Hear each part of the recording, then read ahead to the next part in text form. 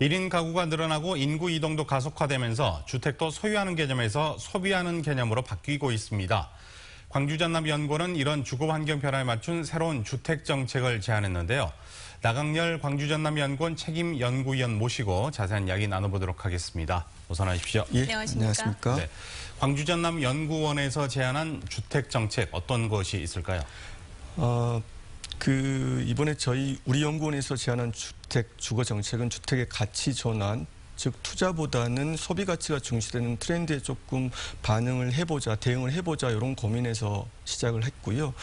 광주 전남 지역 내 주거비 완화를 조금 줄이기 위해서 주택이 가지고 있는 거주권에 포커스를 맞춰야 된다는 내용입니다. 일환으로 공공임대주택에 대한 공급을 좀 확대할 필요가 있을 것 같고요.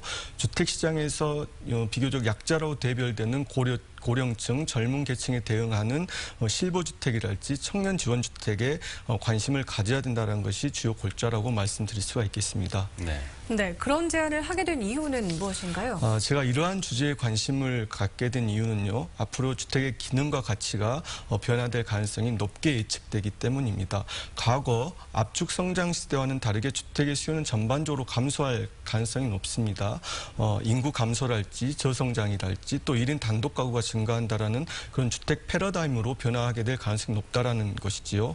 이러한 패러다임 전환에서 주택이 가지고 있는 거주권, 주거권에 대한 관심이 높아질 것으로 예상되기 때문에 이러한 제안을 하게 된 원인 중에 하나라고 설명드릴 수가 있겠습니다. 네. 그리고 저도 그렇고요. 네. 시청자분들도 가장 이해가 안 되는 부분이 주택 공급이 포화 상태라고 하는데 네네. 분양가와 전세가가 계속 오르고 있지 않습니까? 네네. 그 이유가 어디에 있다고 보십니까? 제가 오늘 스튜디오에 나오기 전에 이제 운전을 하고 오면서 많은 현수막을 보게 되었습니다. 이 현수막의 대부분의 내용이 아파트 분양 광고 내용이었는데요. 그렇죠. 예. 이러한 내용이 분양 시장이 과열이다, 주택이 과잉 공급이다 이렇게 좀 단정적으로 말씀드리는 한계가 있습니다. 다만 장기적으로 봤을 때 거시적인 관점에서 주택의 공급과 수요가 미스매치될 개연성이 있다고 말씀드릴 수가 있겠고요. 네.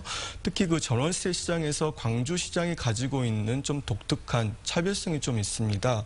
우선 주택에 대한 매매가 대비 전세가가 조금 높다라고 평가될 수 있고요. 특히 전월세 환산율이 전국 평균보다 약 0.7%포인트 높다. 네. 이렇게 조사가 되었습니다. 이러한 조사 내용은 광주 전남의 주택시장이 상대적으로 주거비 부담이 좀 높다라고 말씀드릴 수가 있을 것 같고요. 또 주택시장 자체가 다소 안정적이지 못하다 이렇게 해석할 수 있다라고 설명드릴 수가 있겠습니다.